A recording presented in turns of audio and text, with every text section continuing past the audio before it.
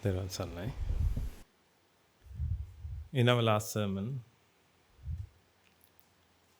we were talking about the path to eradicate fear.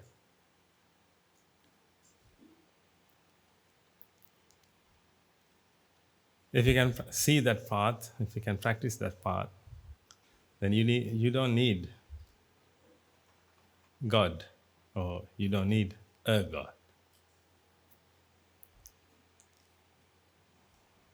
to protect you. You don't need any hope to live, because you can experience your own mind, which is the place of God, the kingdom of heaven. That's your own mind, ladies and gentlemen. That's why Jesus Christ once said, the kingdom of heaven is within you. But people try to find God in churches, in temples, because people are hopeless. Because people can't understand about themselves. If you can't understand about yourself, you're vulnerable. And you try to find some salvation. But salvation is within you. Therefore, don't expect your salvation from someone else's.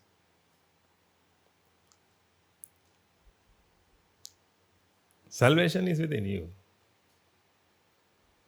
You can find your salvation. There is a path to find your salvation. That's why you need to associate with the Dhamma,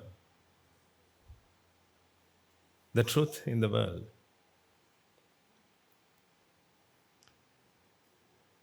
Then you will find your salvation. Then you will experience your own mind. When you experience your own mind, you won't need any other happiness, because you will experience happiness. You will know the meaning of happiness. Otherwise, you will go for happiness, you will try to find happiness, and you will find something, but it's not happiness. You will find some pleasure when you deal with things. When you achieve something, when you acquire something, you will find pleasure. It's instant. And it will fade away within a second. Then again, you will experience vexation, and you have to do something to earn pleasure again. This is what this is what life is. This is not the life. But if you can help yourself to find the truth, the truth that is within you,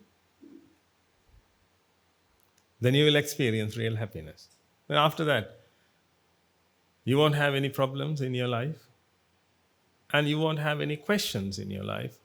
But perhaps today you have many questions about yourself, and perhaps about the Dhamma, perhaps about myself. You may have many questions, because your mind is so vexed to know things. Because the mind wants to maintain something, ladies and gentlemen, therefore it needs data. That's why you always read, that's why you always listen. You can't keep your ears with you. It always runs here and there and try to collect data. And you feel so proud when you have more data, because you can talk about more things. You can maintain things. Because you always have to maintain your ego, ladies and gentlemen. Your ego means, I'm not talking about pride. You have to maintain ego, which means you have to maintain yourself, because you feel that you are a human being. You feel that you are a human being, and you feel that you are a man, a woman.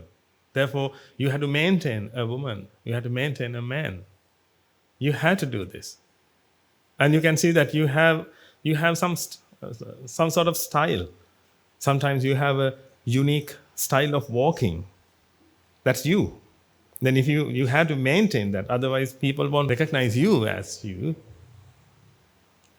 Therefore, you have to maintain those things, ladies and gentlemen. But nature doesn't maintain these things. You are nature. But nature doesn't maintain these things. You have to do that. You have to do that means you have to use your life to maintain these things. That's the tragedy. Because you have to maintain this. When you maintain this, actually, you need to use your life to maintain that. That means if you think that you are a woman, then you have to behave like a woman. You always behave like a woman. And sometimes you think that men are better than women. And therefore, you fight for that. You fight to be equal. By doing so, you always use your life. You use your life to maintain whatever you want. Because nature doesn't help. Because for nature, everything is the same. To nature, there is no such thing called a man or a woman. That's the mind. The mind exists and the body exists. Your body exists and this exists. Your body exists and this exists. Both of them are the same because both of them are bodies. When the energy is accumulated, that is called a body.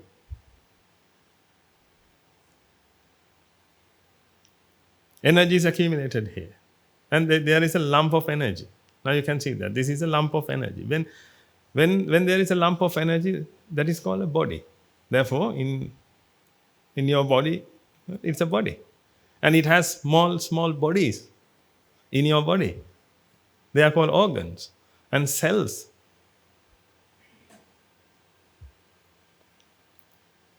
Small bodies. Energy is accumulated. And a lump is formed. That is a body. Therefore, this is also a body. If you want, we can fix this body into your body. Sometimes you have some metallic parts in your body. We can use that. Or we can change the shape of this body. Shape means this is metal and it has metallic bonds. Then if we can make carbon, hydrogen, oxygen, nitrogen out of this, then this will become flesh and blood. Or flesh and bone. We can create these things. This is energy. Therefore, to nature, everything is the same. There are two things in nature. One is the mind, other one is the body. We can say that that's one rupa. We say R4 because this rupa is the body that is made up of 4 basic elements. In some religions, it says 5 basic elements. That's fine. It's 4 or 5.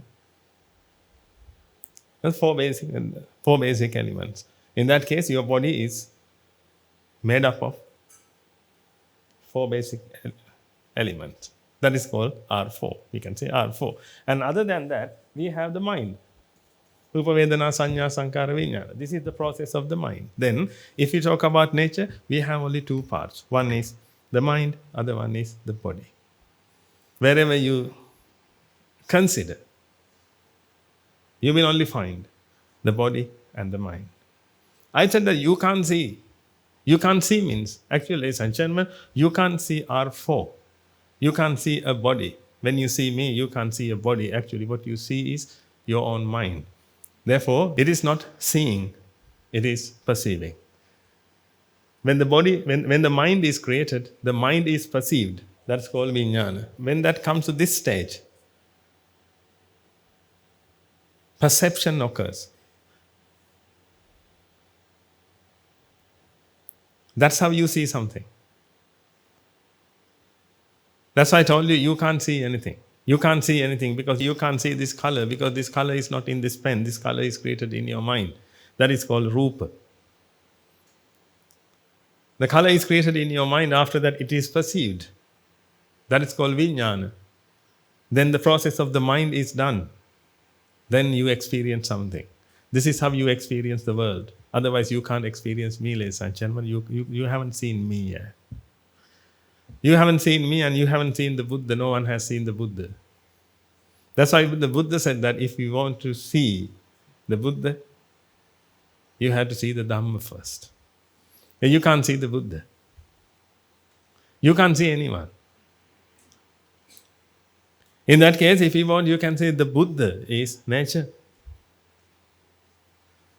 The Lord Buddha is a person. We can leave him alone and we can talk about the other Buddha. The Buddha, everything is the Buddha. This is the Buddha. This is the Buddha. Nature is the Buddha. Then when we talk about nature, actually you can't see nature.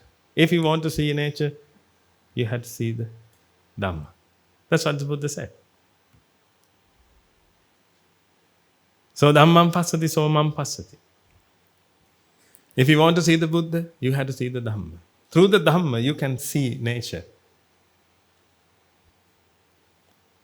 Otherwise, you will only see objects. You will see objects and people, beings. You can see this as an object, but this is not an object. This is not an object, but you see objects, ladies and gentlemen. The original state of this is nature. But what you see is not nature. What you see is your own interpretations. Your mind interprets this. While you are seeing some colors, you name this as an object. In nature, you can't find any object. Therefore, if you see objects, you don't see nature. If you really want to see nature, you have to see the Dhamma. When you see the Dhamma and the truth is within you, or the truth is in you, then you can't see objects anymore. You will only see nature. Therefore, if you want to see the Buddha, start seeing the Dhamma.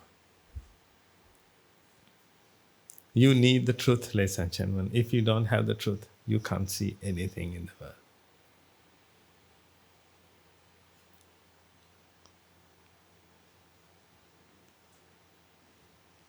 If you can see the truth, actually you will be the happiest person in the world, I'm telling you. If you can see nature, if you can see yourself, the reality of yourself. Right now you are a father, or a mother, or a brother or a sister. You have many names, you have many titles. But if you are nature, you are nothing but nature.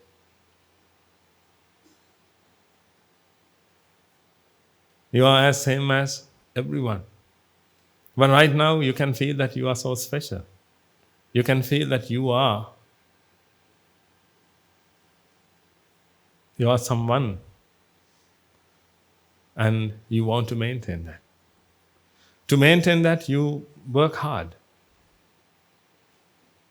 Sometimes that's your life. Therefore, actually, when you have that feeling about yourself, which means when you feel your existence, your life begins. Now you have a purpose. What is it? To maintain it. You do everything to maintain that person. Perhaps now you feel that you are 18 years old, 80 years old, 50 years old, whatever it is. That means you have maintained it. And still you have to maintain that. Because you can't feel nature.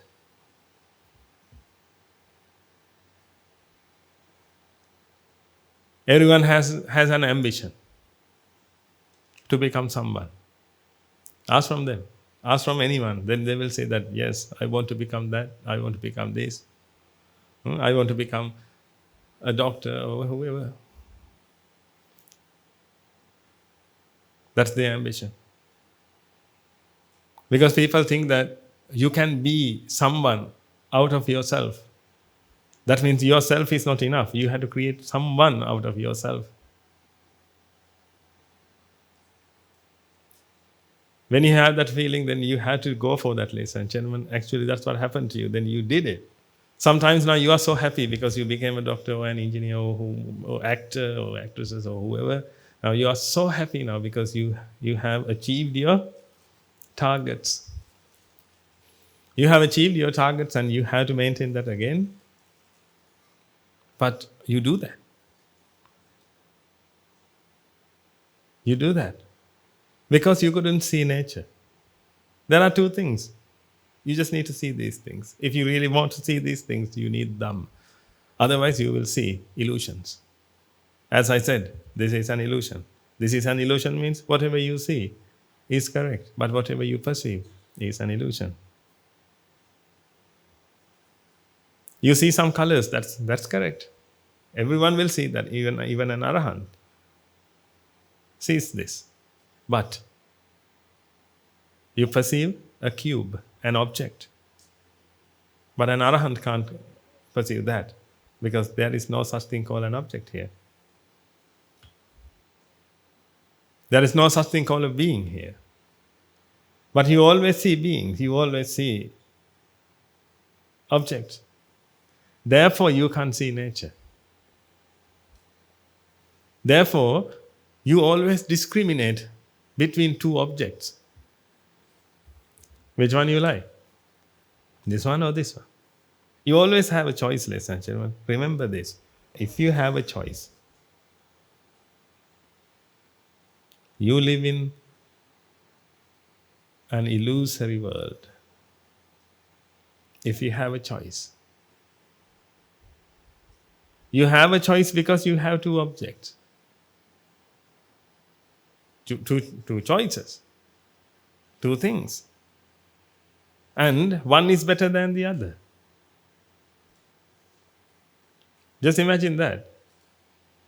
You have created two objects out of nowhere because nature doesn't have objects.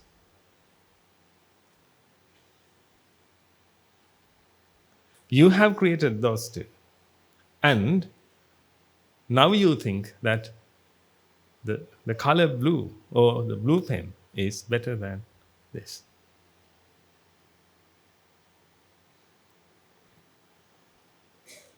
Therefore, you try to acquire this pen.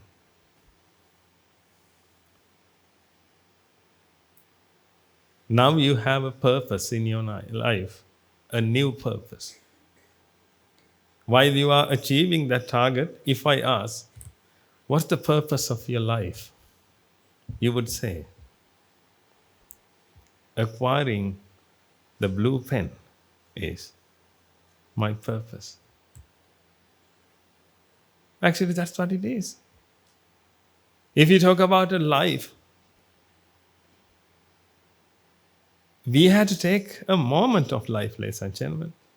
Not 100-year life. A moment. In that moment, if I ask about your purpose, then definitely, if I ask now, perhaps you will say that you want to attain Nibbana. When you are at home, if I ask the same question, then perhaps you will say that I want to do that. I want to do this. In that case, you can see your purpose changes. Your purpose changes because your mind changes, ladies and gentlemen. Your mind changes means the mind is created and attachment is created in the mind. Therefore, the mind has a wanting, which means a wanting is created in the mind. Therefore, the mind has a wanting at that time.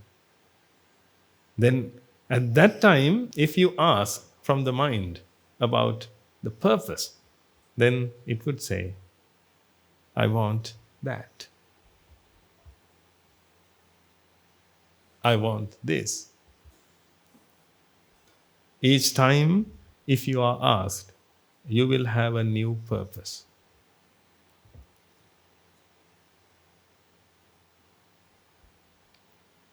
But those purposes are,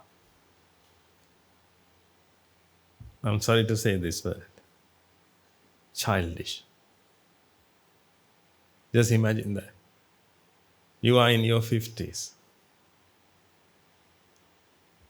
Then when I ask about your purpose, perhaps you will say, I want the red pen.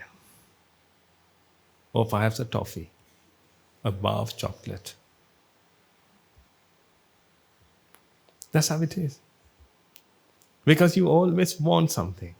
You means the mind always wants something, ladies and gentlemen. When it is created, it is defiled. It is defiled due to ignorance and attachment. As you all know, due to ignorance and attachment, the ego is created. When the ego is created, you feel your existence. The false sense of existence is called the ego. Therefore, the ego always has a wanting. This is a package. The process of the mind occurs at the same time due to ignorance and attachment, which means ignorance is created in the mind. Due to ignorance, attachment is created in the mind. This is a process. There are two processes. Last time we were talking about this, if you can remember. This is one process and this is another.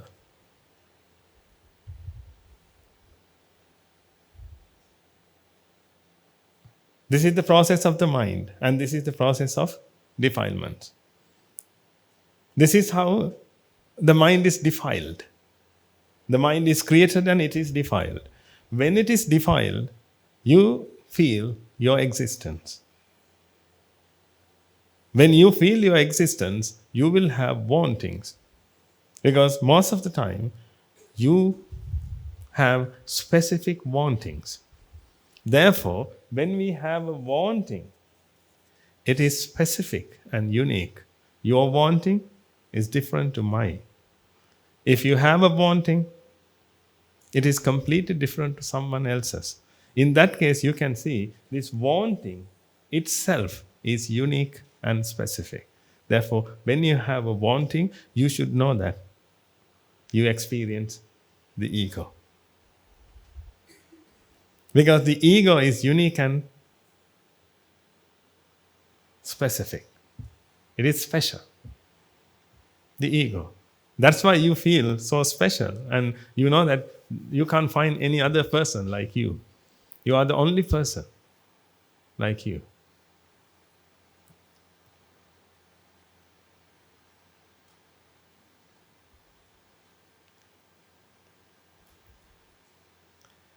Because of this, you always suffer. And you try to find other paths to salvation. Because of this, fear is created. You are afraid of things. You are afraid of death. You are afraid of birth. You are afraid of decaying. Fear is created. And you are afraid of losing something or someone. All those things are defilements. This is the path of defilement. This is the process of defilement.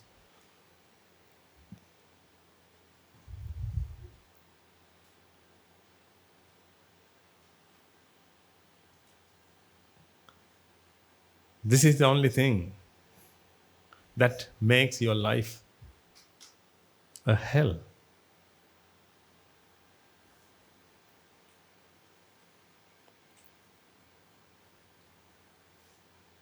But if you don't understand this,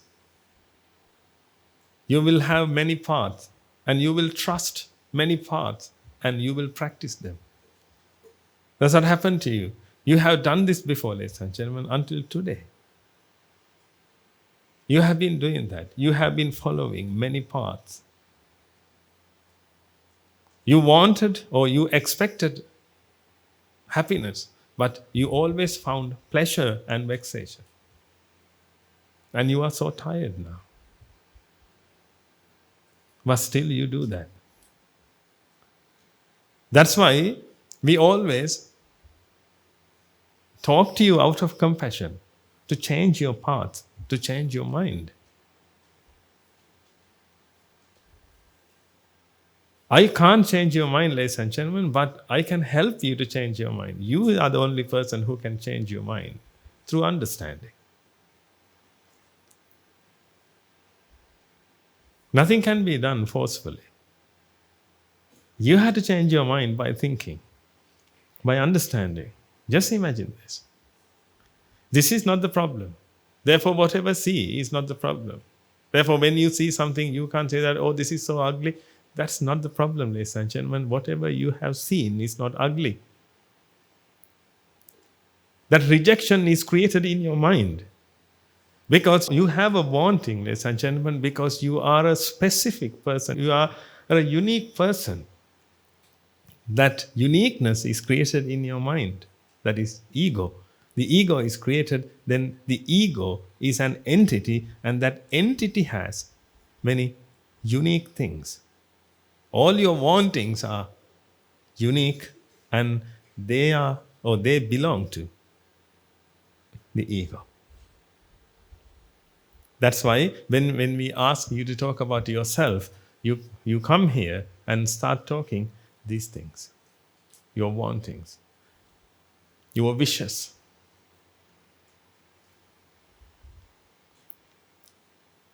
When we allow you to talk about yourself, you talk about that entity. Like if I ask one of our anagarikas to talk about this monastery, because this monastery is an entity, then they can talk about everyone. Because it's an entity. They can talk about the history of the monastery.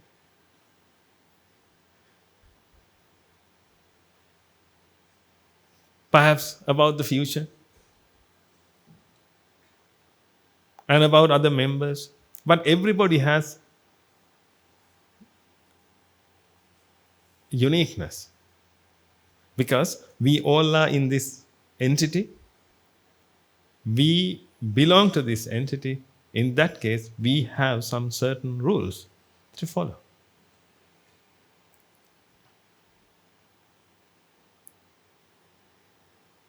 Therefore, if you see those things, then you will see that they are unique. Then you can compare this entity with another entity. You can compare this monastery with another monastery, another organization.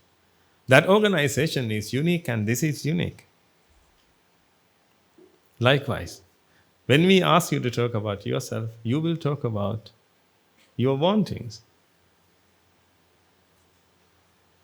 and the things that you have achieved. That means your previous wantings.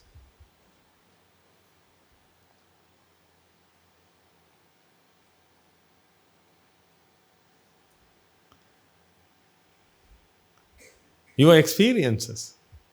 You will talk about your experiences. That means you will talk about pleasure and vexation. And you will talk about some objects. You will talk about some beings. But you can't talk about the truth because you can't see it.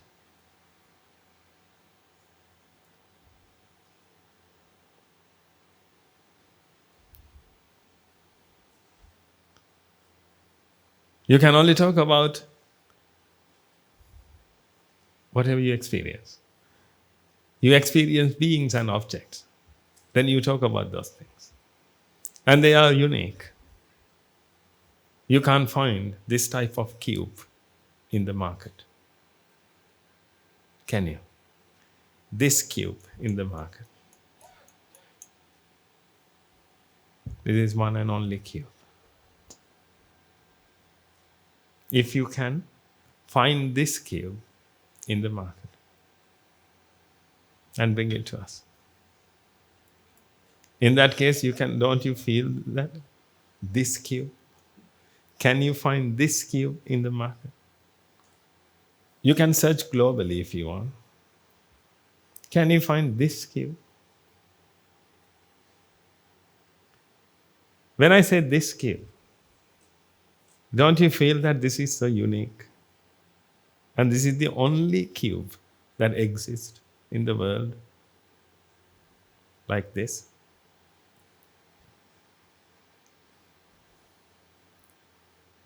Can you feel that feeling, ladies and gentlemen? this cube. It's like you. You can't find a person like you in the world. That's the uniqueness you feel. You feel it due to ignorance and attachment. Therefore, you can't feel nature, ladies and gentlemen. Therefore, you can't see the Buddha. Without the Dhamma, you can't see the Buddha. But if you can see the Buddha, you see the kingdom of heaven, which means you experience serenity. When you lose your serenity, you always feel that you have problems in your life.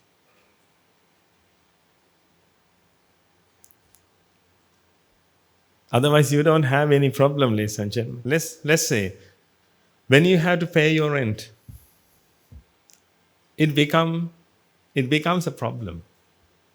But you know that at the beginning of the month, you know that you have to pay the rent at the end of the month. But it is not a problem. But when it comes to the end of the month, now you have to pay the rent, but you don't have money. Therefore, it becomes a problem. The problem is not an issue. The problem is a mental issue, ladies and gentlemen. It's a mental issue. Otherwise, it's only a responsibility.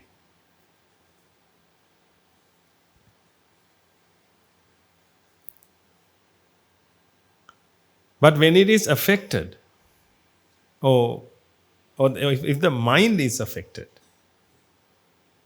by that responsibility, it becomes a problem. Think about your problems. Most of them should be responsibilities. But after that,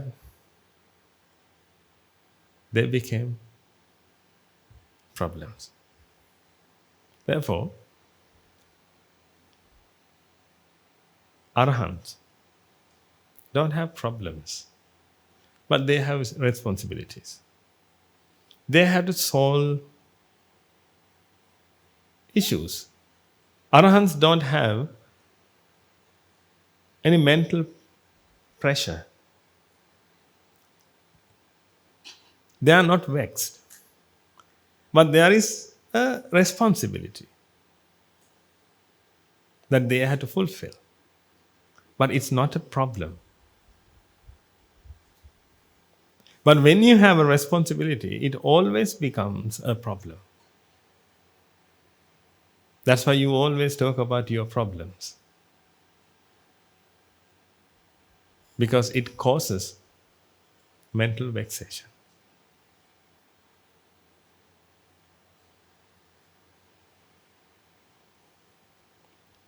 It happens due to the ego. And most of the time, these problems are yours. That's how you feel.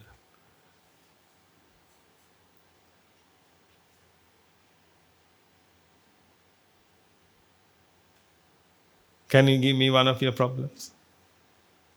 No, you can't give me because those are yours.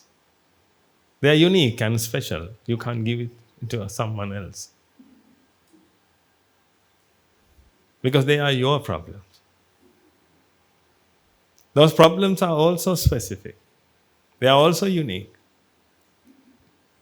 Because the ego has those problems. When the ego has a child, that child is unique.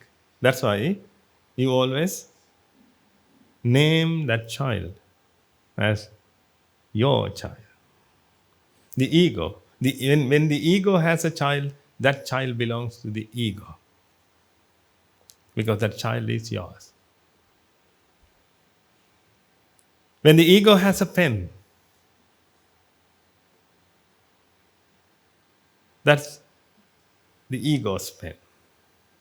That's why you feel that that's your pen. Whatever you own, you always use your name for that, ladies and gentlemen. That's your this, that's your that. You can't use nature because of the ego. You can't use nature. You always use your objects. Therefore, you have a responsibility, you have a sole responsibility to protect those things.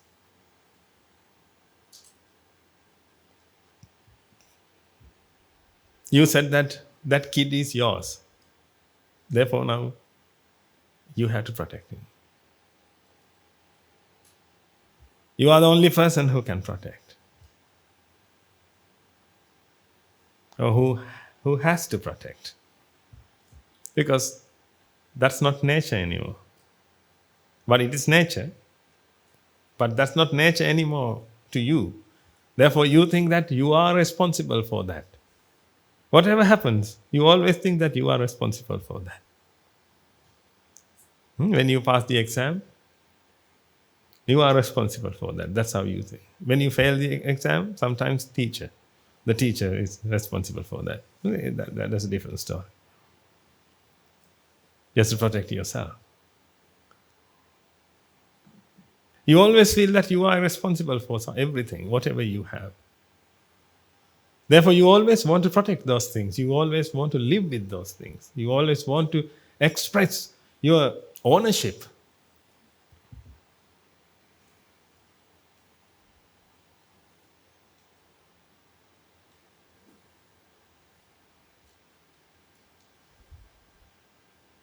Because of that, you have to live with a lot of problems, ladies and gentlemen.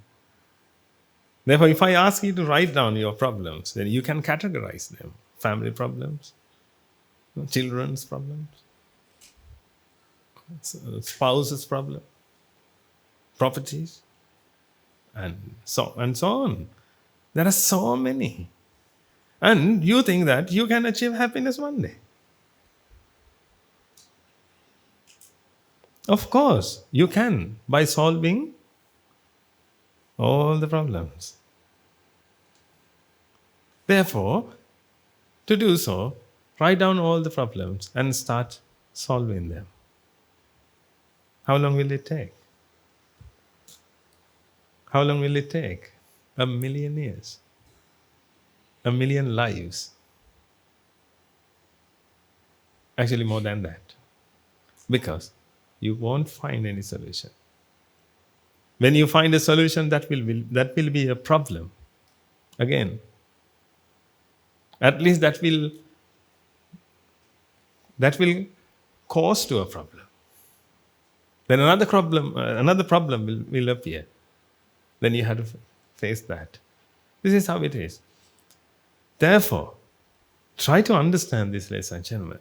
Don't try to solve your problems.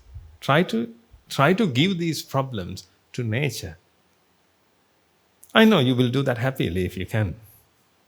And you will give all your problems to nature and you get all good things from nature, perhaps. But you can't do that. You have to understand this and leave these things to nature. Because they are nature. They are nature due to ignorance. You grabbed those things. And those things became your problems, ladies and gentlemen, because you always experience your existence. Therefore, you always feel that those responsibilities or those issues are yours.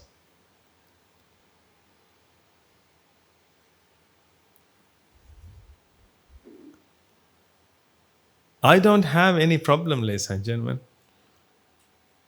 I am the chief incumbent of this monastery. But I don't have any problem. I have responsibilities. I know nature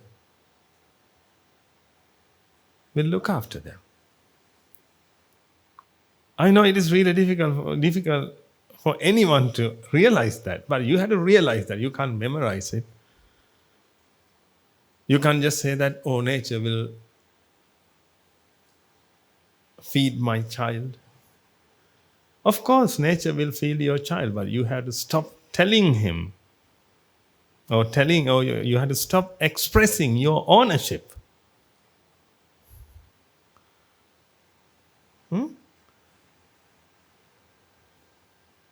You always talk about your child. He's not your child.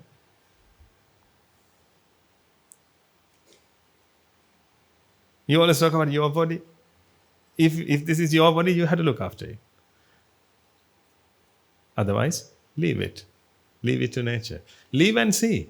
Will it die? No. Will your children die? No. Will you stop feeding them? No. Because you are nature.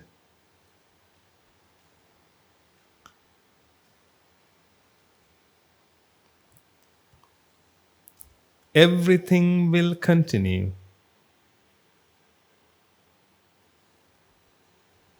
except suffering.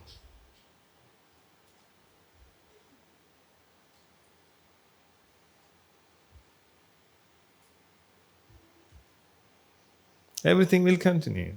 Everybody will be fed. You don't have to feed anyone, ladies and gentlemen. You will be fed. Everybody will be fed. You don't have to feed anyone. Actually, you didn't feed anyone. Everybody has been fed and you took the credit. This is how the ego.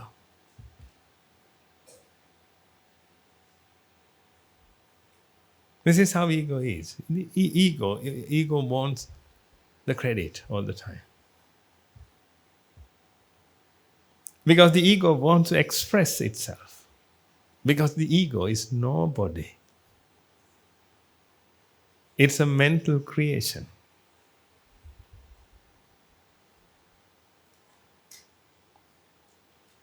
It's illusory. It's not a being.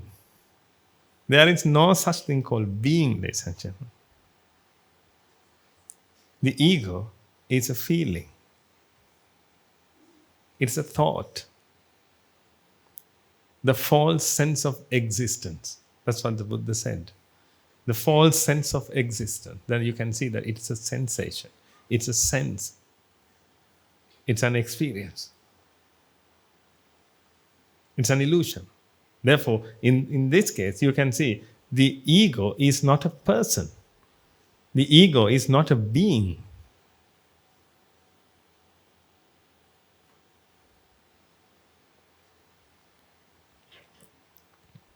It is created due to ignorance and attachment. It's a thought. If we can eradicate that process, you won't feel this. You won't experience the ego anymore. And you will be fed. And all the responsibilities will be fulfilled. You don't have to worry about that. Right now, you take them as your responsibility because the ego manifests. When the ego manifests, the ego wants to express itself.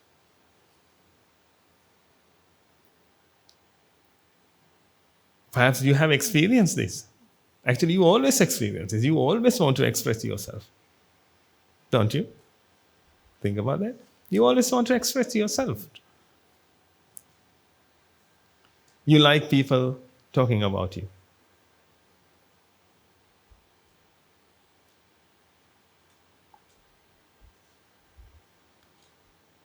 You like to do things and get praises. I'm not insulting you by saying that. This is how it is, ladies and gentlemen. Everybody wants to do that. Everybody wants a place in other people's heart.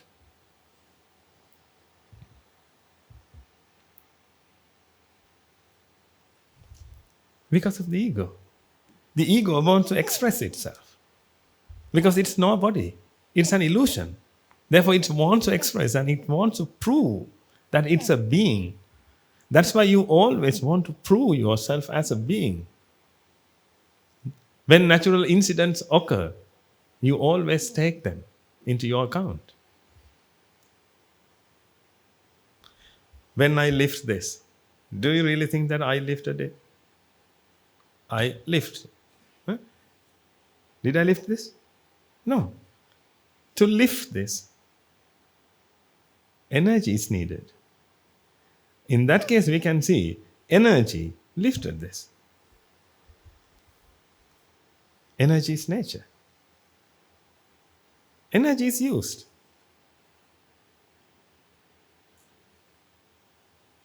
This body is full of energy.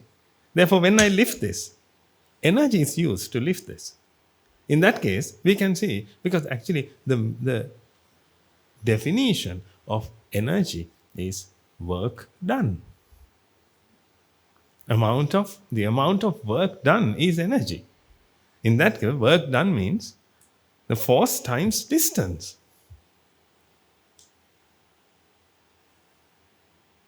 The work is done against gravity.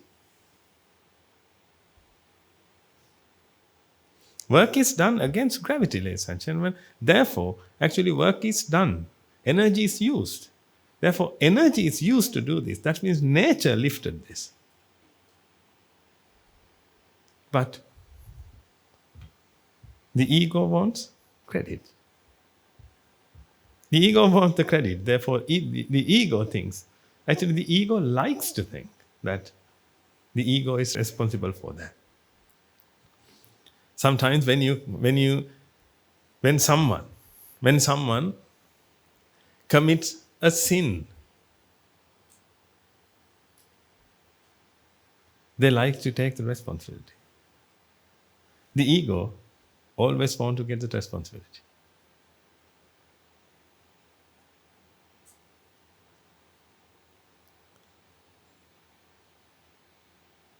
Because of fear, perhaps you will lie, but the ego always gets the responsibility. You can lie to the court, but you can't lie to your mind. The mind knows what it has done. Therefore, the mind thinks that, oh, I did it, but I want to hide this. Otherwise, I had to go. I had to go to jail. I'm afraid of that. Therefore, I'm going to hide this, but I have done it. That's how it is. Can you hide that from your mind? No, you can hide it from my mind. You can hide it from someone else's mind, but you can't hide it from your mind. Your mind always accepts it, ladies and gentlemen. Whatever happens. Because the ego always wants the credit, whether it's a good deed or a bad deed. Just imagine that. The ego is mad, ladies and gentlemen. The ego is mad. Actually, it is mad and it is vexed because it wants to be expressed. Just talk to a child, then you will see. A child wants to express itself or himself. A child. He doesn't have anything to talk about his educational career. He doesn't have a career, but he can talk about his toys. He can talk about his feelings. Go and talk to them, David, then you will realize.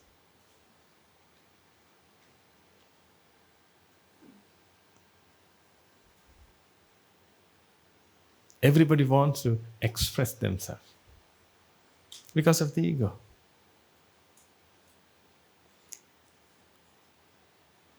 You don't have to express yourself, ladies and gentlemen, if you are not the ego.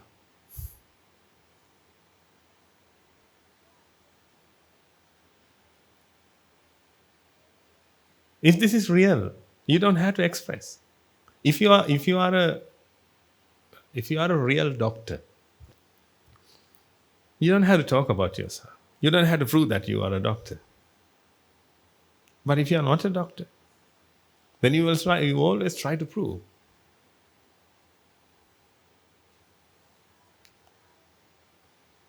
This is how it is. The ego always tries to prove that it is a being. That's why you always want to express yourself to others. Sometimes you talk to express. That means you use words to express. Sometimes you use actions to express. Just imagine that. Most of the time you do it mentally. Because your thoughts are faster than other things. Therefore, you can think about yourself and you can express yourself. I'm better than others. I'm better than others because you need to be superior. The best way is the mind. Therefore, you use your thought to express that. Finally, that became your life.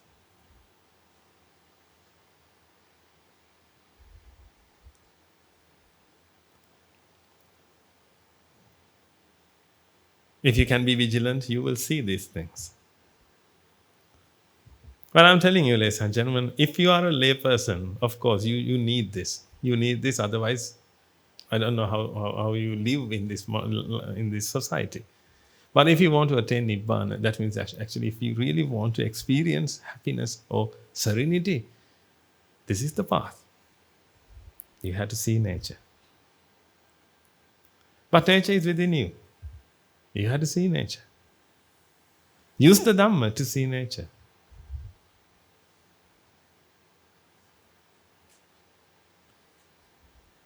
And the other thing is, this wanting is not the issue, ladies and gentlemen. This attachment is the issue. This wanting comes secondly. The attachment is created firstly.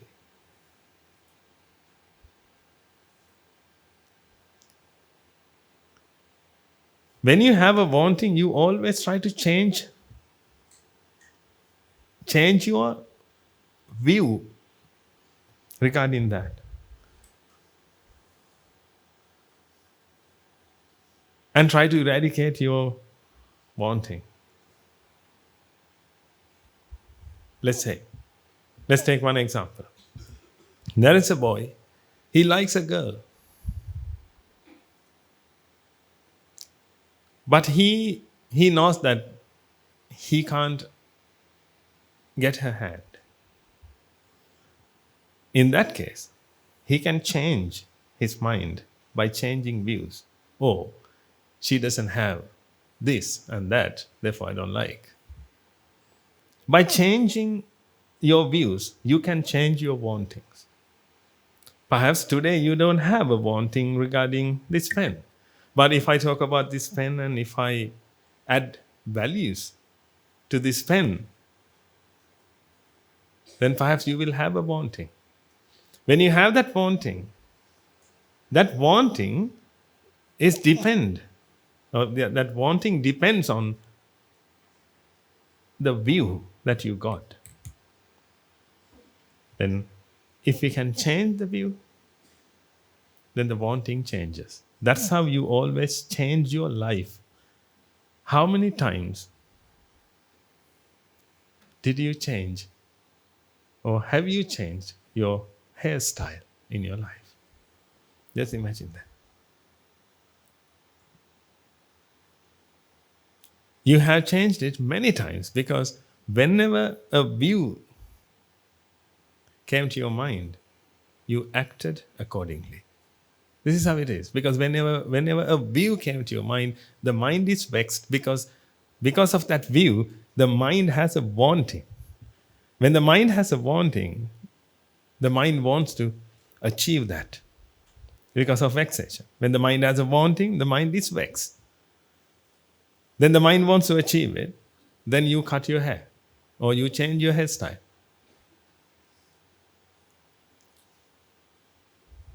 After that, you got another view. Then you start growing it. That's what happened.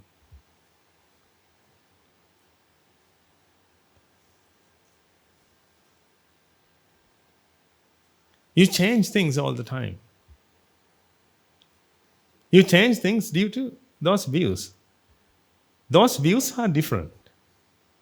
But there is a view that is not different, it is exactly the same to everyone. There is only one view and it is the same to everyone. That is the most dangerous view. That is Nitya Sukha Atta view. It is same to everyone, ladies and gentlemen. It is same.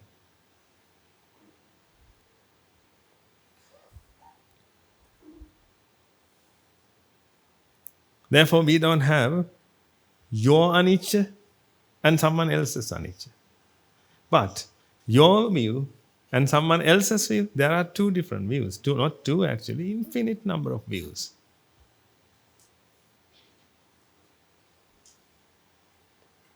Today you may like this, and tomorrow you won't like this because of views. Today you like your spouse, perhaps tomorrow you won't like him because of views. Someone has changed your views.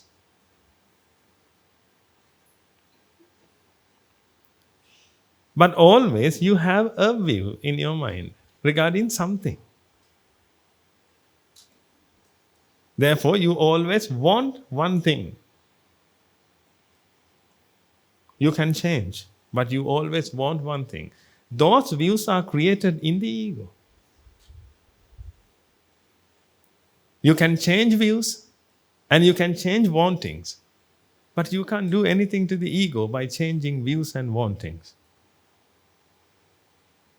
People don't know about this, ladies and gentlemen. Therefore, people don't even touch the ego because people don't believe in the ego. People think that they exist. Before you listen to these sermons, perhaps you also thought the same way. You thought that you exist. This is you.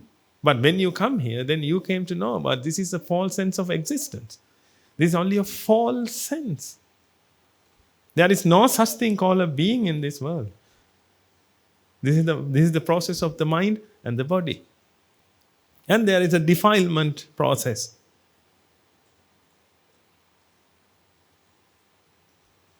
Then you came to know about these things.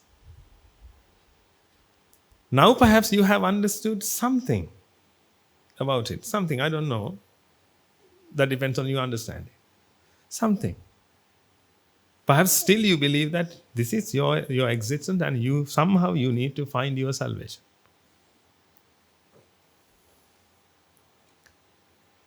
Perhaps you bend over backwards to achieve your salvation. When you do that, you will lose your salvation. If you strongly believe that you can achieve your salvation and you exist and you can achieve your salvation, that's not the path. I'm not saying that to be determined and work hard to achieve your salvation. I'm not saying that, ladies and gentlemen. I'm saying that if you take a strong view about your existence without understanding the Dhamma and try to achieve your salvation or happiness, by doing so, you always strengthen your ego, your ignorance, because you always feed to your mind that your existence is real. Every time you say, I want to achieve my salvation, I want, but you can use these words, ladies and gentlemen, but what I'm saying is, I want to achieve my salvation. In that case, if you specifically think about yourself,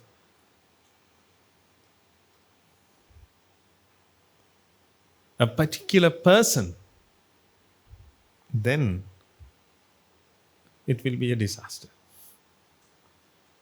Then you won't achieve your salvation. You won't achieve your salvation means you can't reach nature, ladies and gentlemen. To reach nature,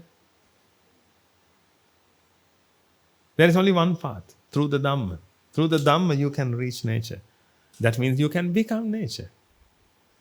To become nature, it's so easy, listen. It's a piece of cake, I'm telling you. But it is so hard. It's so easy. It's so easy. But it's so hard because of the ego. If you can drop the ego.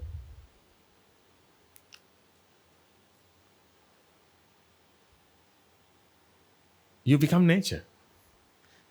Actually, you are nature right now as well.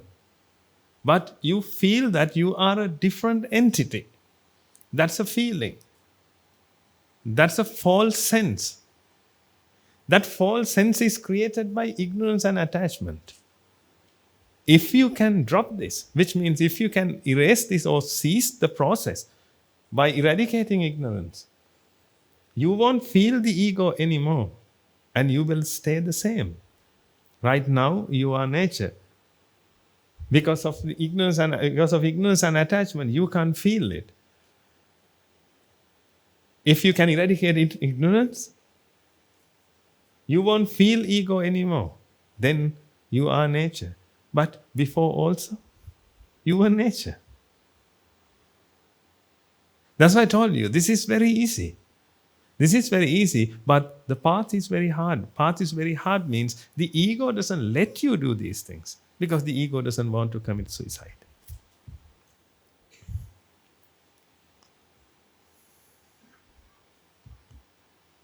When you practice the path, the ego knows that it has to commit suicide. Therefore, it never lets you do that. Therefore, when you are invited to a party, you will definitely go. But when you are invited to a Dhamma discussion,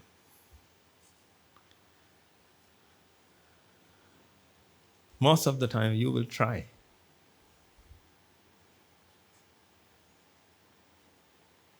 But you all know that this is the only path, this is the only salvation.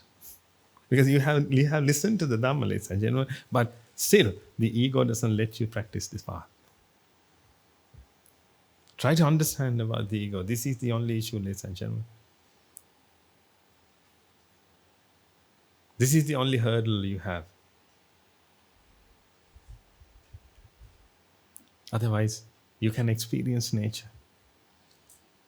To experience nature, don't go to a beach, ladies and gentlemen. Don't go to a forest to experience nature. Nature is within you. Just drop this. Cease the process of the ego. Then you will experience nature. Otherwise, you always experience this. You always experience this. You are nature. You don't have to protect yourself. You are protected.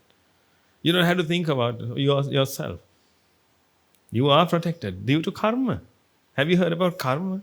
Karma and vipaka. Deed and results. I don't know whether you understand or not. Karma and vipaka, most of you can understand. Karma and vipaka. Karma and vipaka is nature. Everything happens to you due to vipaka. But you always take the credit. You means the ego always takes the credit.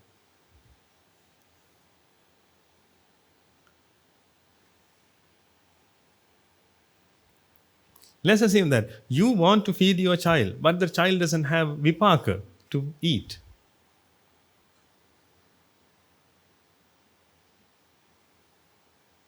Can he be fed? No. Then you will cry.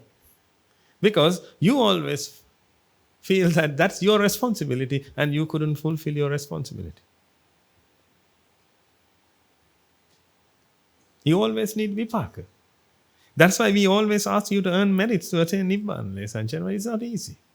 If you don't have enough merits, you will never achieve your salvation.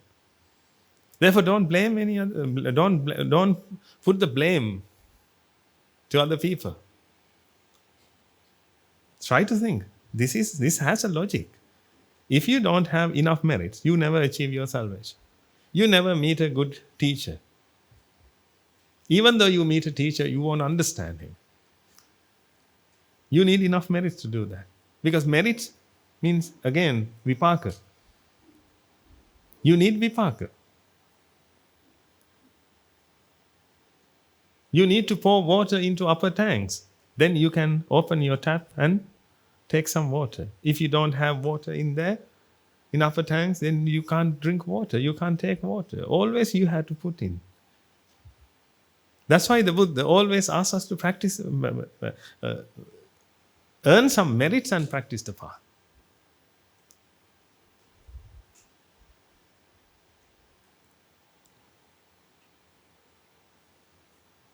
That's why in Buddhism we talk about ping kusal.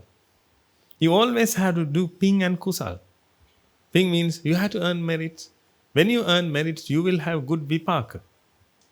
When you earn merits, that means when you do good deeds, as a result, you will get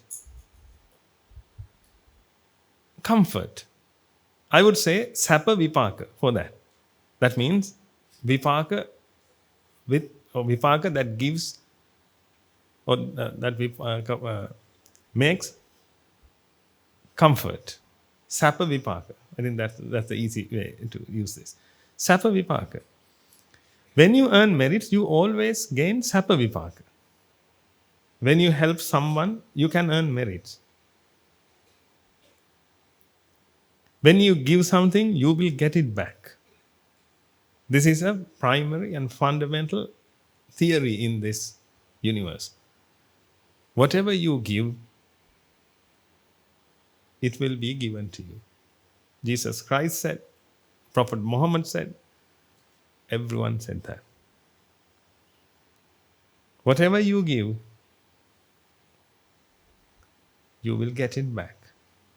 In that case, when you help someone, that's called earning merits. You help someone to reduce, because you need to help someone to reduce their burden. Otherwise, like when someone when someone eats something, do you really want to help him to eat? And you go there and you eat his food and say, I just helped you. No, you don't want to be, because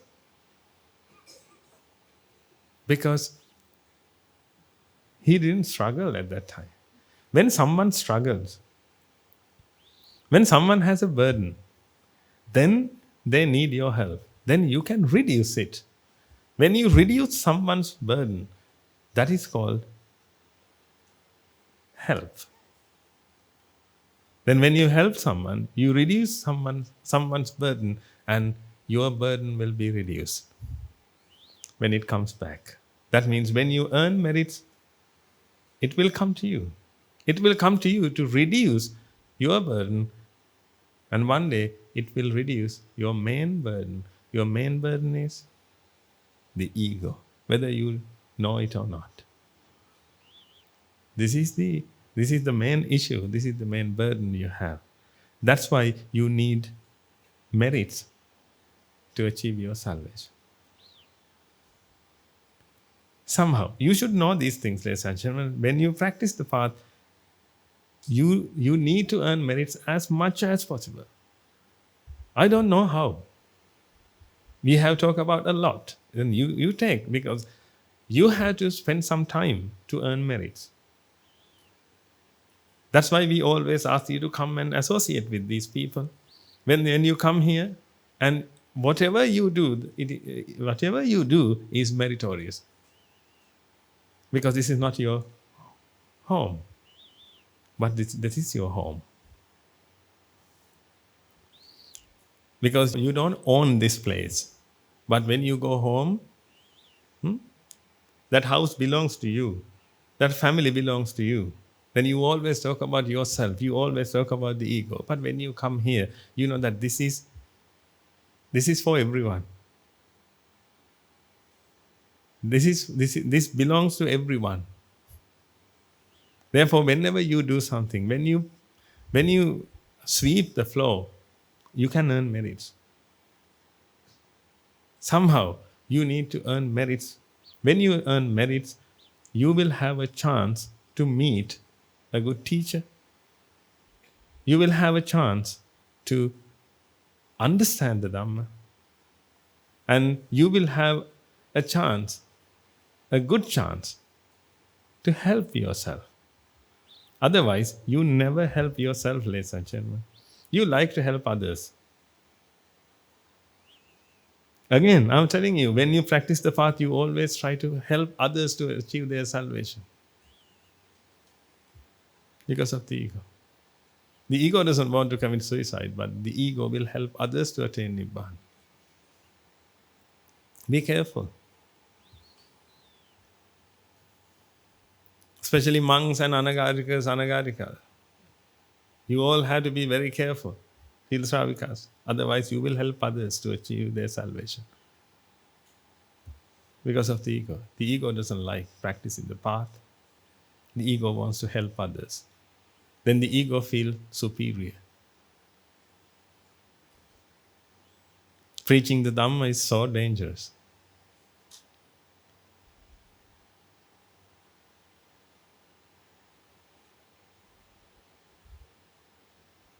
Therefore, you have to be very careful.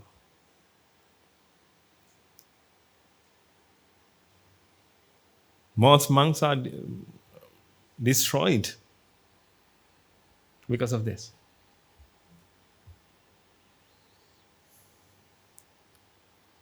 Anyhow, now you can see you don't have problems, but you always talk about your problems because natural incidents occur and you take the responsibility of those things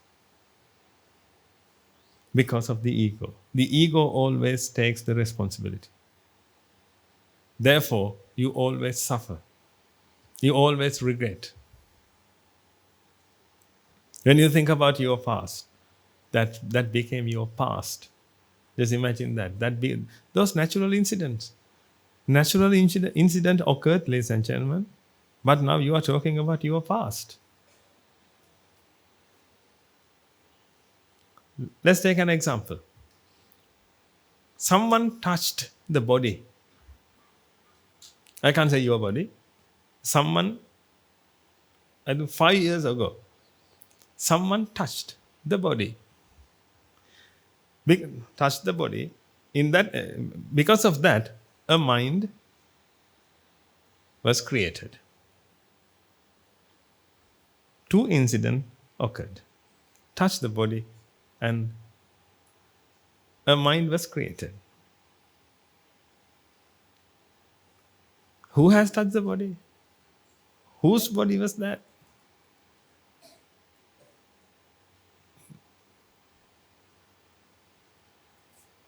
There were 2 incidents.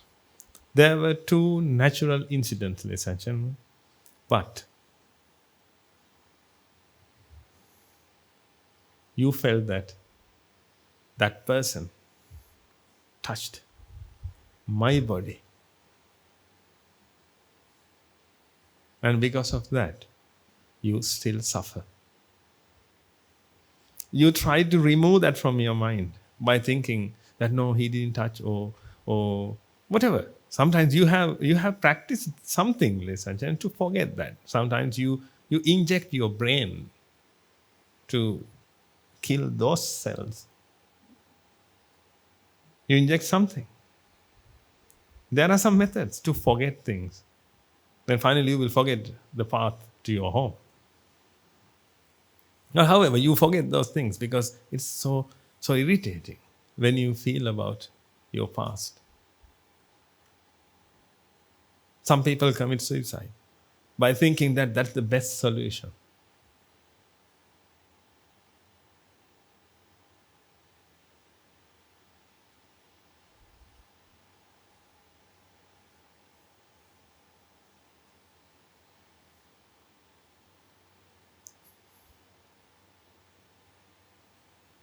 But it's not the solution, I can guarantee.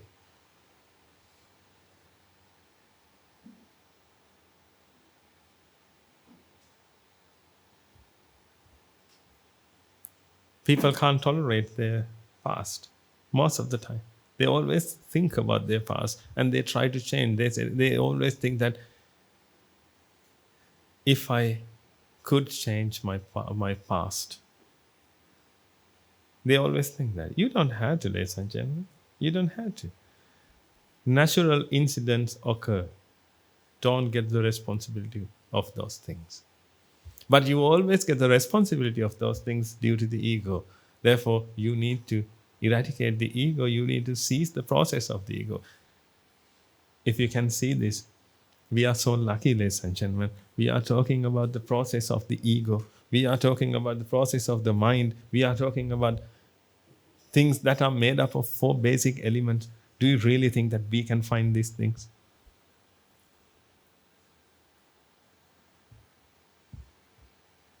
The Buddha discovered these things, ladies and gentlemen. Now we use these things. You are so lucky. You are so meritorious. That's why we always ask you to earn more merits, even more. Because you are so meritorious. Otherwise, you won't have a chance to listen to these things. No one can find these things. Ladies and gentlemen. Can modern science find these things? Doing some experiments? Who can do experiments about the mind? Tell me what I see now. What color do I see?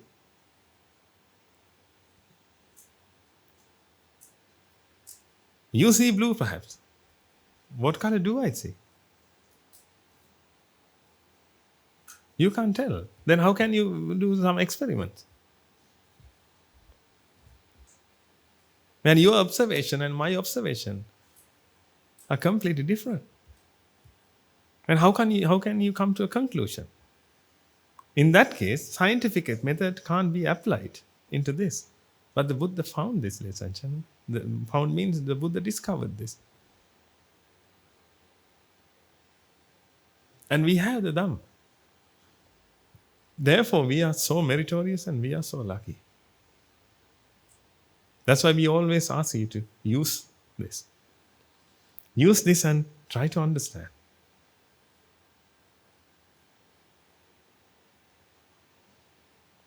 Because of the ego, you get the responsibility, and because of that, you always suffer. Because of the ego, you always have a future and the past. You always think about your past and you regret. But while you are doing that, you said that there is no point in crying over spilt milk. But you are crying because you can't stop. When something happened, you always think that that happened to you, or you were responsible for that. Therefore, you have to live with that regret. When you start meditating, it affects you, ladies and gentlemen. That's why, without becoming Sotapanna, without becoming a Sri mentor, you can't meditate.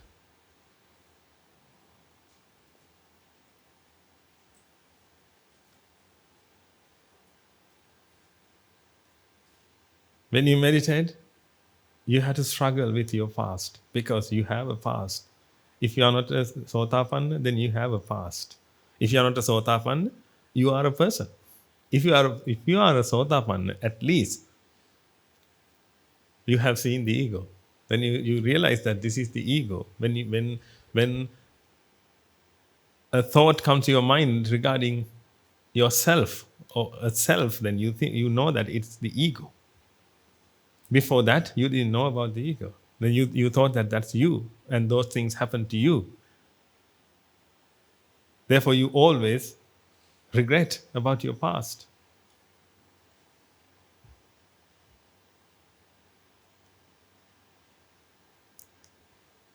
The Dhamma will help you.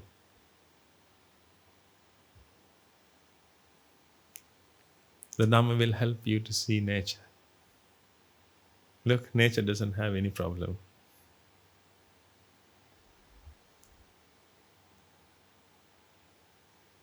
Nature doesn't have any problem.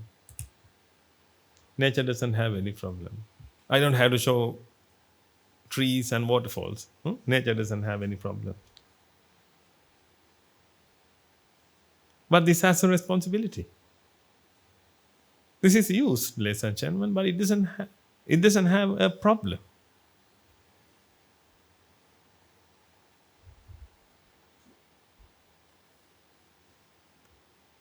Therefore, your life became so complex because of the ego.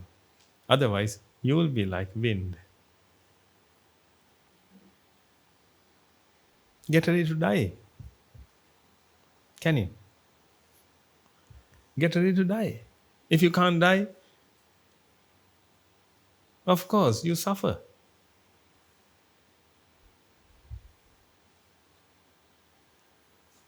Get ready to die means I'm not going to kill you, or don't commit suicide. What I was saying was, get ready to die happily, without any hesitation. Which means cease the process of the ego.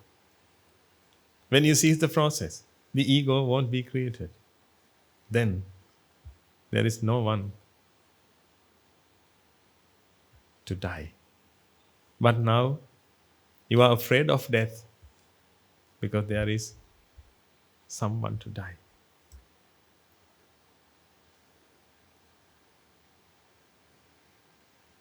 Then you can't be the wind. You can't be wind, you can't be nature. But you like to talk about these things. I want to be like wind and move freely. You like to talk about these things. You like the feeling. But there is a path to be. Let's practice that. Let's eradicate the ego.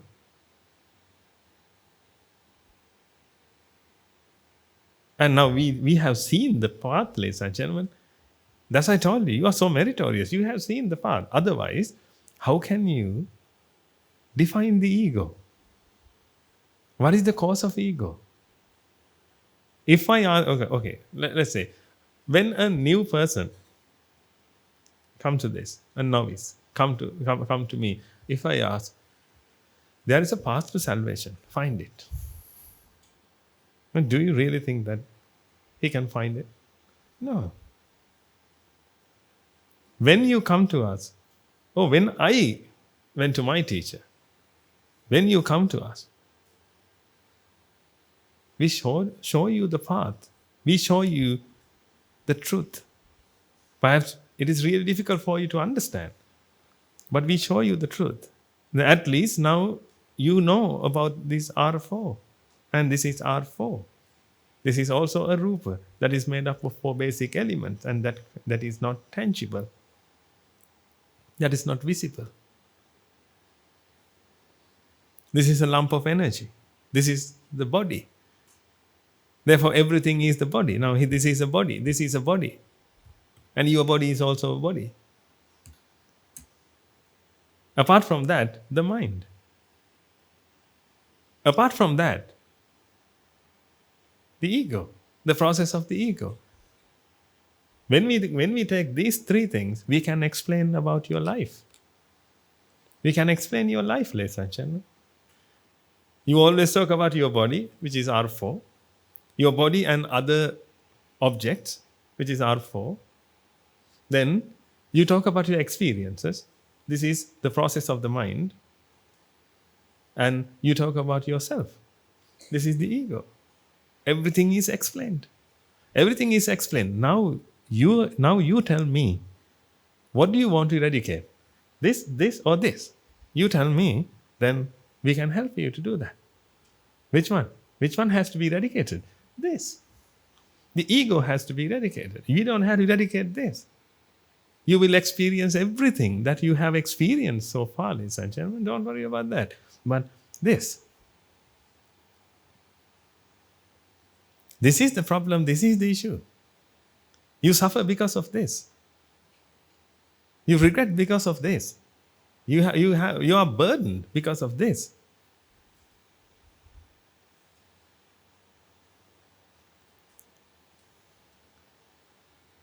To eradicate this, we need to eradicate attachment. It's so subtle, ladies and gentlemen. You can eradicate this by changing your views. You can eradicate your greed. Most of the time, people think that greed is attachment. Sometimes you love your money, therefore you don't give your money. You are greed. You are greedy of that's your greed towards money. Sometimes when you listen to someone and when you understand that giving is good and you can be a great person by giving, then you change your views. When you change your views, your greed also reduces. Greed also reduces. In that case, wanting reduces, and you start giving money. Then you may think that now you don't have attachment to your money, attachment to something. But attachment is not that, ladies and gentlemen. Attachment is in there. Attachment is created due to ignorance. This is the main attachment, and this attachment must be eradicated. Eradication means we need to talk about that as well. When I say eradication, actually, I think that term is also wrong, because when I say when I talk about eradication, you may feel that it exists and we have to eradicate that. It already exists somewhere and we have to erase that. It's not that. Attachment is also a process. It has its causes. The main cause is ignorance. When ignorance appears, or when ignorance manifests, the attachment manifests. Therefore, ignorance is the environment of attachment.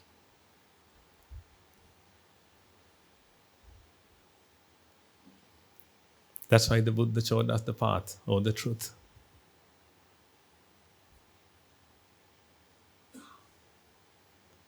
This attachment must be eradicated fully. That means the process of attachment must be ceased.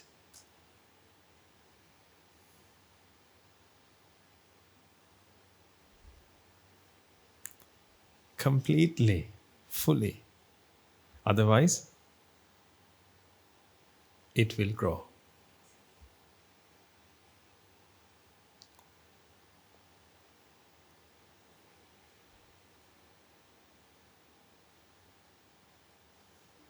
When you want to remove a tree, unwanted tree,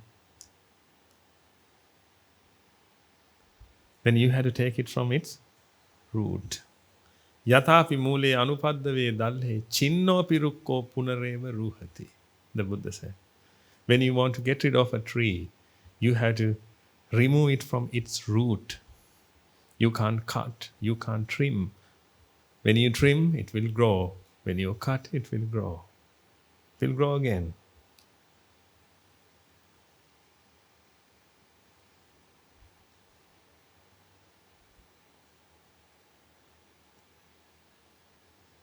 You have to destroy the environment. The environment is attachment, right? Ignorance. The environment is Nicca, Sukha, Atta.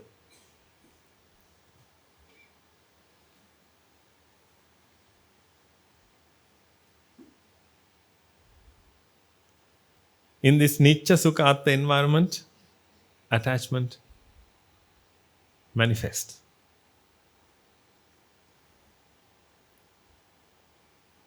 Therefore, the Buddha talked about or taught to us anicca, dukkha, anatta, which is the truth in the world.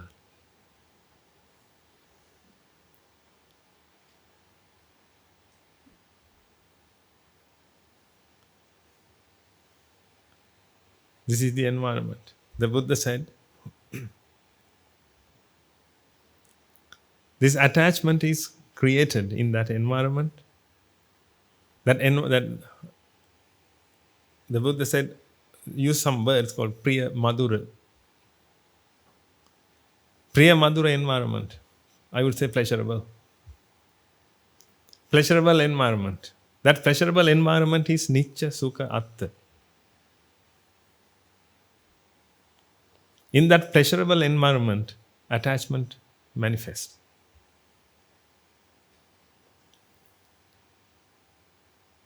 Nicca, the view Nicca is pleasurable to the mind.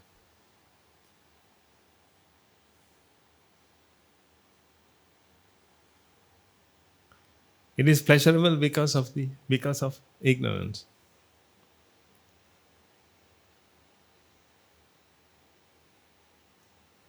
Nitya, Sukha and Atta. When you have those views in your mind, that is the environment to the to attachment. Therefore, with that environment, attachment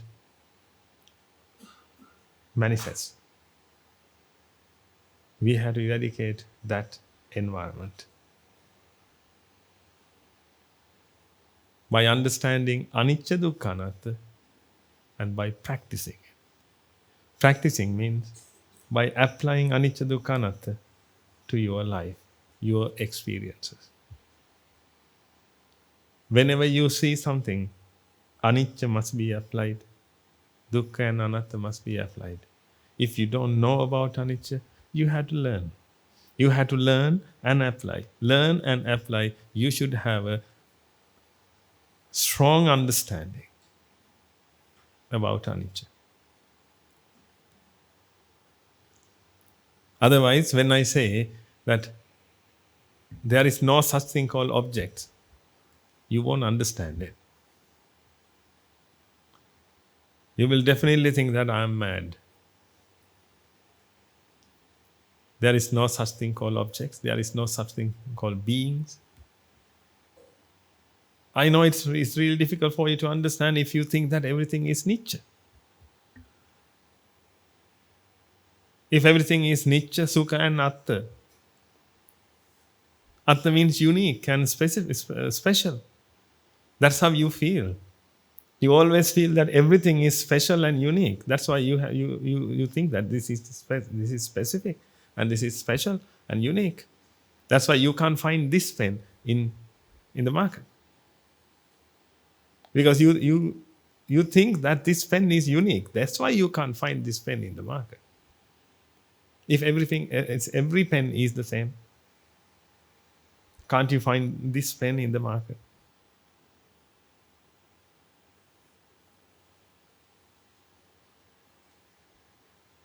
But you have created a specific pen out of this pen, ladies and gentlemen. Otherwise, all the pens are the same. But you have created a specific pen while you are seeing it.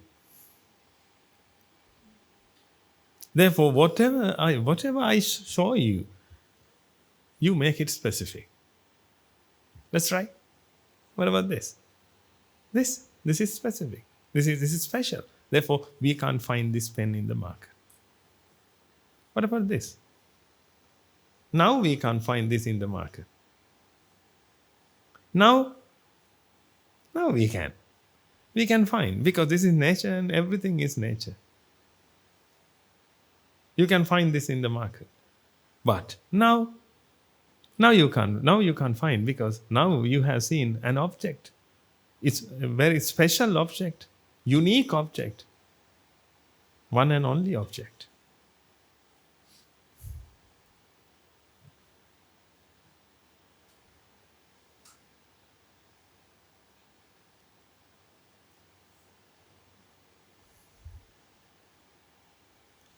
But if you have an understanding, if you have a good understanding about anatta, you won't make that decision. Nothing is unique. Nothing is special. But to understand anatta, you should understand dukkha. Nothing is fixed. Everything is a compound. Everything is a manifestation. I can use these words, ladies and gentlemen. I don't know whether you can understand these things with those words.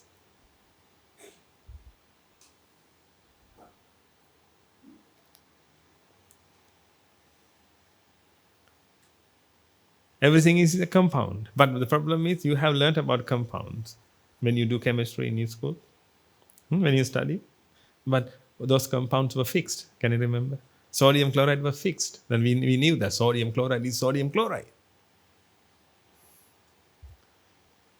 We had that idea in our mind. Everything is fixed and unique.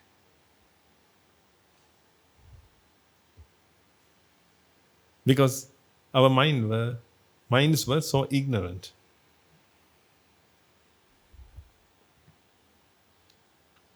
But now you need to understand. You need to understand, start seeing. That's why the Dhamma must be understood and should be applied. That's called meditation. If you can apply the Dhamma 24/7, you can meditate 24/7. Live and apply. You need to live. You need to experience the world with the Dhamma. Experience the world means, when I say experience the world, I didn't ask you to go somewhere to experience the world. I asked you to go to America and experience the world, and Canada and experience the world, and Japan and experience the world.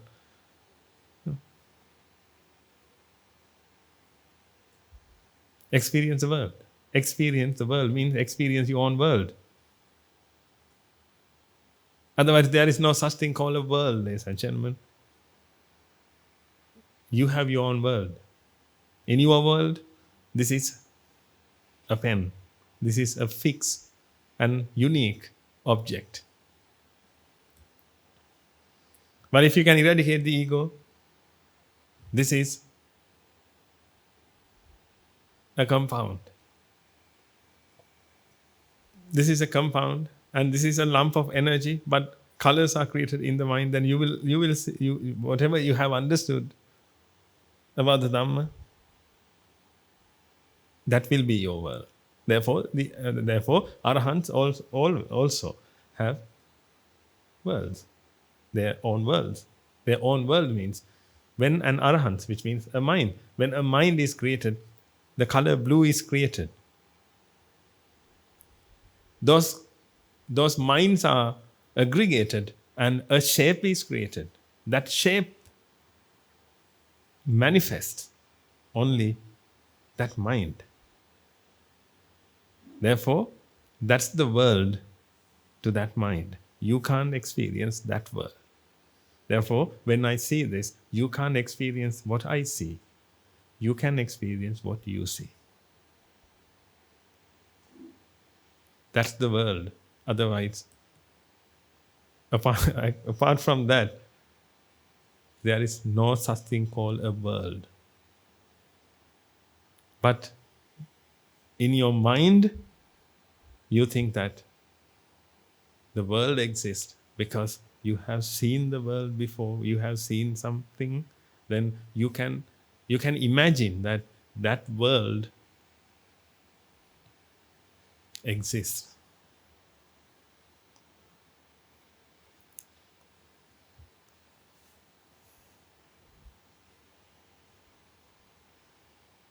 Let me ask this question. Does America exist?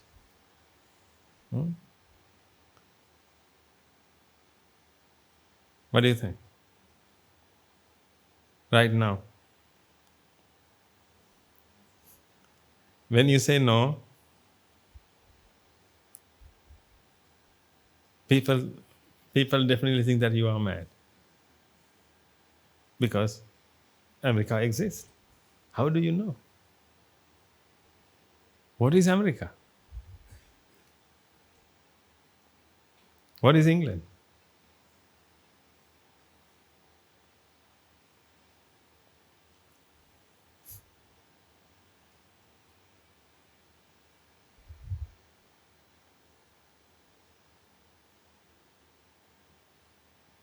It's only a name, ladies and gentlemen. It's only a name.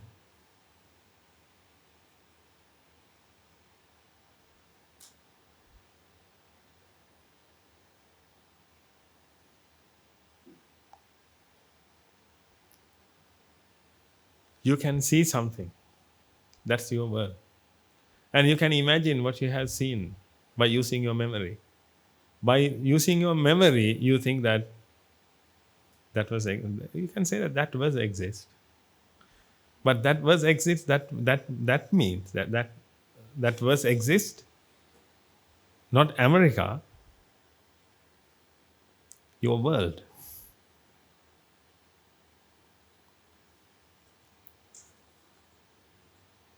Your world.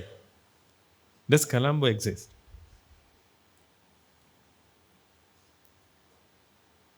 What does exist right now? Only this. Only this. For me, only this. What about the other side of the door?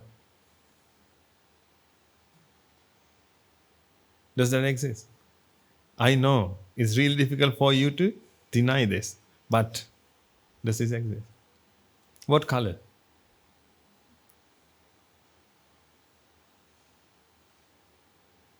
Before you came here, you saw some flowers that are offered to the Buddha. Therefore, now you can say those flowers were blue.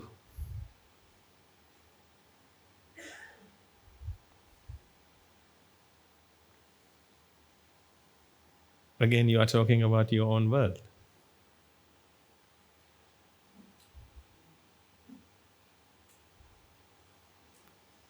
You are talking about the past of your world. But I ask about the present moment of that.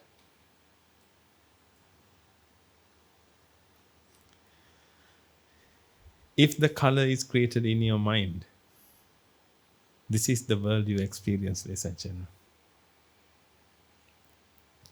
If the sound is created, if a color, a sound, a taste, a touch, a smell, a thought, these are the six senses you always sense.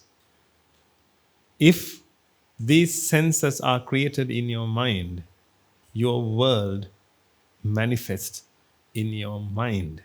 Therefore, whenever you talk about something, you talk about your own world, ladies and gentlemen. You don't talk about any other world because there is no such thing called any other world. I know it's really difficult for you to understand this, but let's practice. Let's practice. When you practice this, gradually you will realize. Another thing is, and the other thing, when something has to be realized, don't try to understand them. Don't try to understand an arahant's mind or mindset. Try to realize it.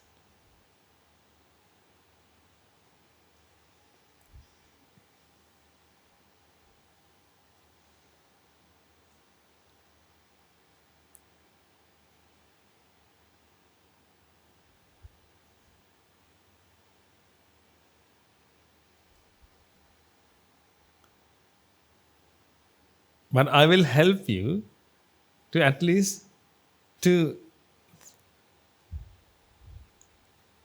understand a bit. But perhaps it will confuse you. As I said,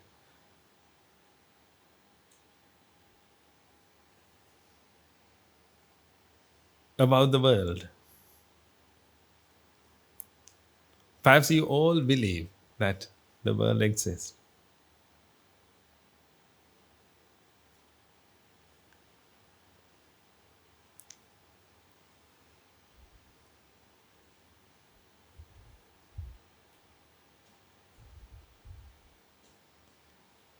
The world exists, ladies and gentlemen.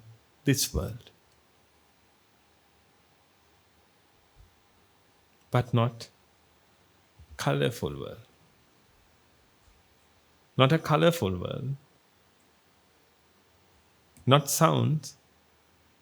I would say the world is colorless. The world is mute.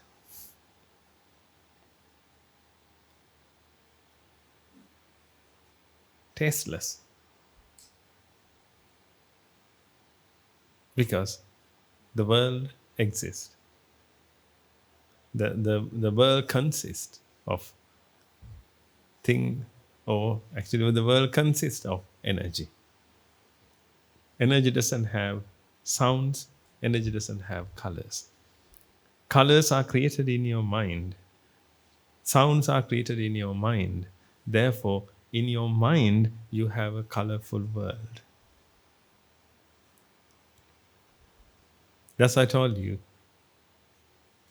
you always experience your world. You can't experience America.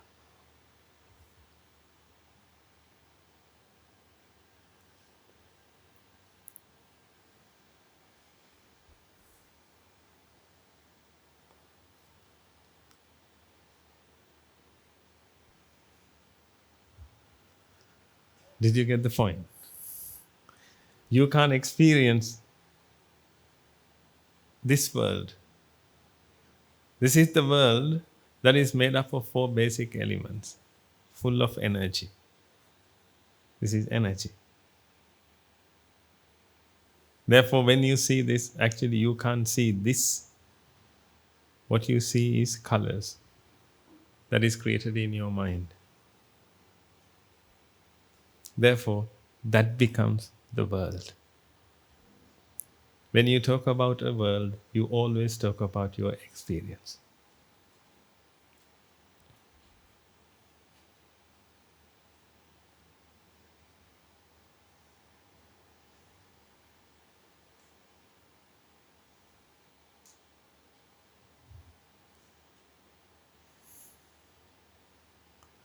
You always talk about your experience.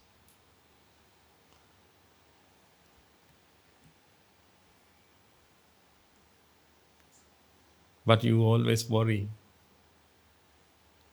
You always worry about the world or what will happen to the world. You are so busy to protect the world.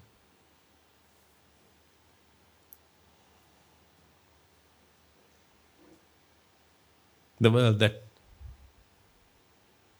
is not visible.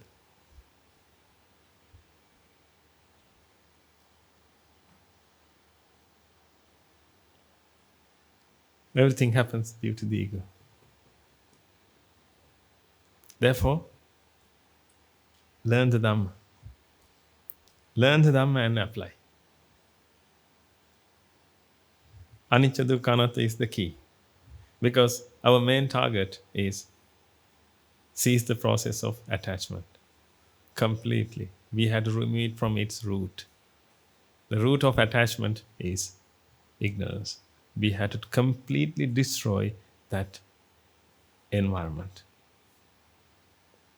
That environment is called anusaya. Now, these are Pali terms. Anusaya.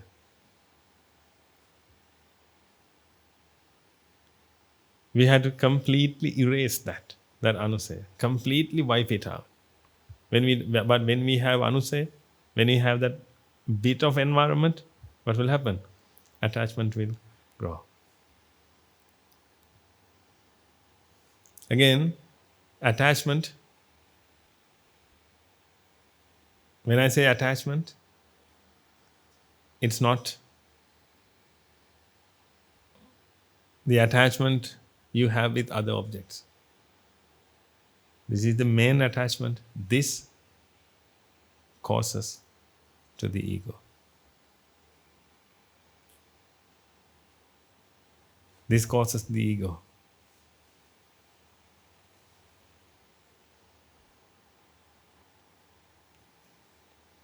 You had to remove that. You had to stop that. Therefore, again, you need to discuss the Dhamma. You need to preach the Dhamma. You need to listen to the Dhamma.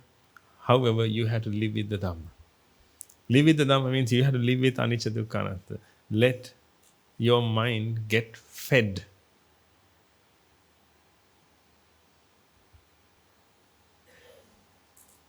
Anicca dukkha anatta is the key. Understand and apply. When you discuss the Dhamma, I want you to discuss anicca dukkha anatta.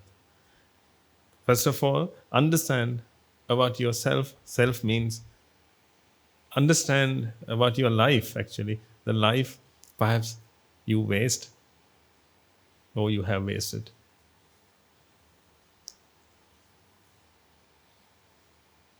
Anyway, now you can't take it back. Let's start from this.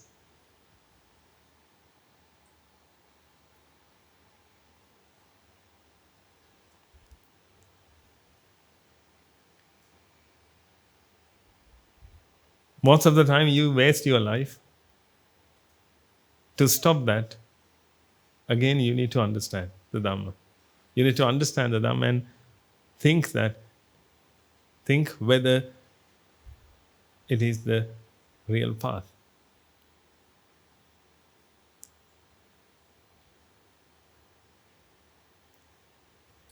Otherwise, you will continue this. Somehow, try to understand that this is the real path to achieve your salvation. That's why in our sermons, we always talk about that as well. Otherwise, you only need anicca dukkha anatta. But you need to encourage yourself. You need to develop determination, courage, enthusiasm. You need to develop these characteristics in your mind. That's why we talk about those things as well. But somehow you need to live with the Dhamma. You need to live in the Dhamma. Create the environment. Destroy this environment. Create a new environment.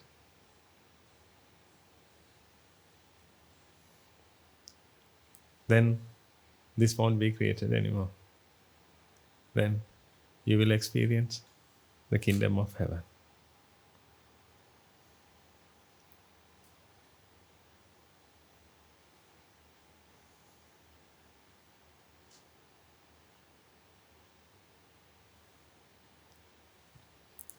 This is your target. This is the cause of suffering. Cause of suffering means actually this is the cause of ego. This is the cause of the ego attachment.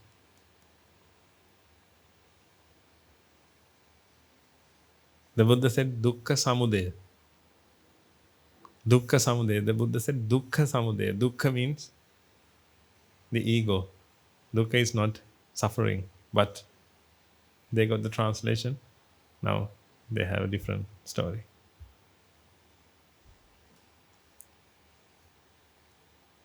Cause of the ego is attachment.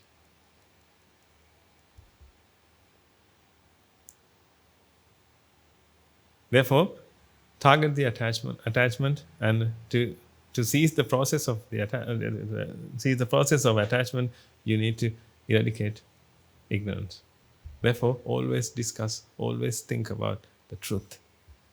The Dhamma helps you to experience the truth.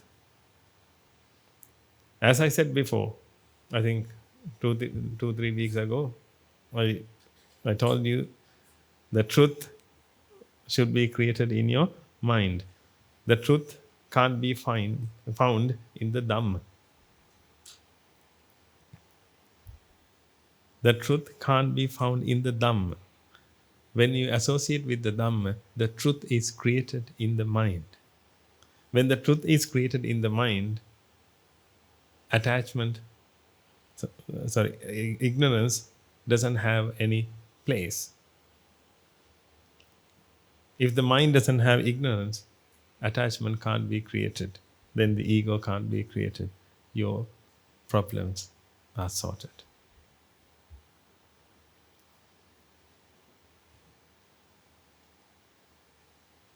It's easier said than done. We always try to take you to the path, ladies and gentlemen. We always try. Because today you listen to the sermon and tomorrow you will go to work.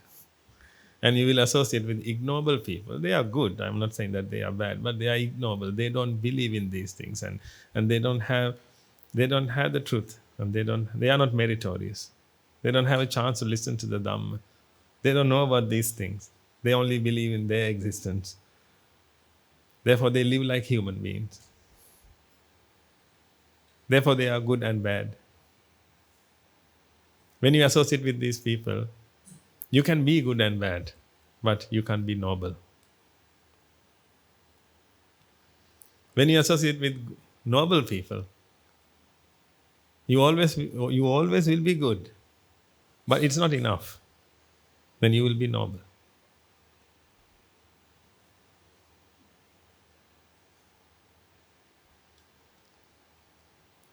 If someone is noble, you can trust him. You can trust them. If someone is noble, otherwise you can't trust anyone. Because when someone is noble, they have seen the truth. Therefore, their only target is to wipe out ignorance from the mind. Therefore, they don't expect anything from you.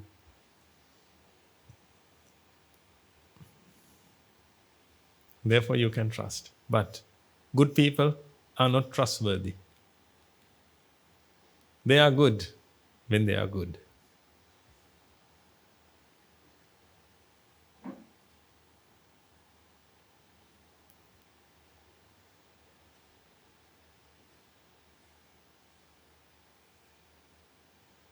When you are noble, you are trustworthy because you don't have any other expectation. Your mind is not vexed. Your mind is vexed, but at least you know that that vexation is created due to ignorance and attachment. Therefore, you will fight to eradicate those things. You won't fight for other things. But people always fight for things. They want to acquire things because of their vexation. Therefore, they will use you and you will use them. Again, your life will begin. But if you can come to noble association, and if you can associate with noble association, then they will help you together. We all will help each other to understand the truth and eradicate the ignorance. Eradicate ignorance. Therefore, try. I always invite you because I know this is the only path, ladies and gentlemen. I know it is hard, but just ignore that. Whenever you meet me, I always ask you to come and join us. At least come and stay here somewhere nearby the monastery. Then you can associate with Mahasangha, because this is the only path. Because otherwise, you won't get any views to attain Nibbana. This is really hard because you haven't practiced this before. You have been practicing every other thing in your life, in your past lives, but you haven't practiced this. Therefore, it is really difficult for you to make up your mind to practice the path. Therefore, you need help. You need some help. You need some guidance. Therefore, try to come to the monastery frequently, at least. Otherwise, you will go away. Your path will be definitely different. And perhaps you think that, no, I have everything, it doesn't matter. But that's not your salvation. If that is salvation, the richest man in the world would be very happy. But we know that. They died. Richest people, they died when they were on their deathbed.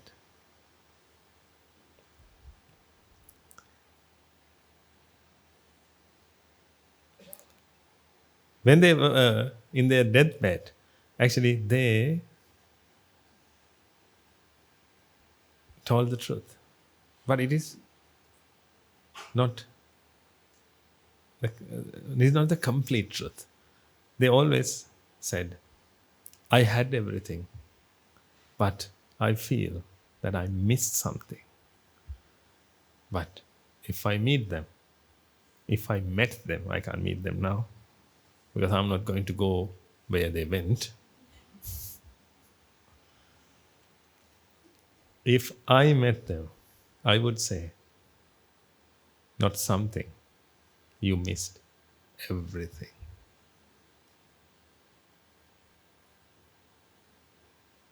You came to the world with ignorance and attachment, and you felt the ego, but you couldn't understand it. Then you thought that that's your existence. Then you had to maintain it for 100 years.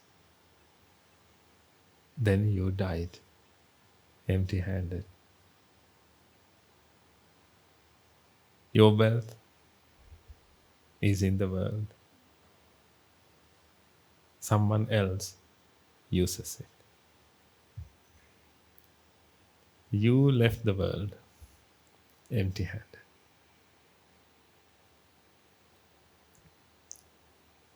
And you say you miss something.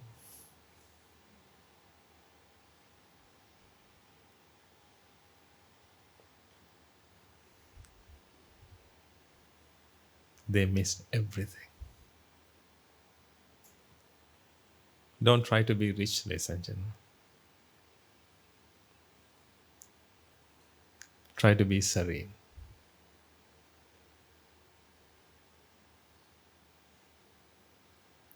Try to be nature. Then you won't die.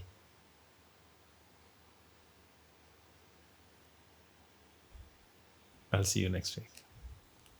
May the blessings of the Noble Triple Gem be with you all.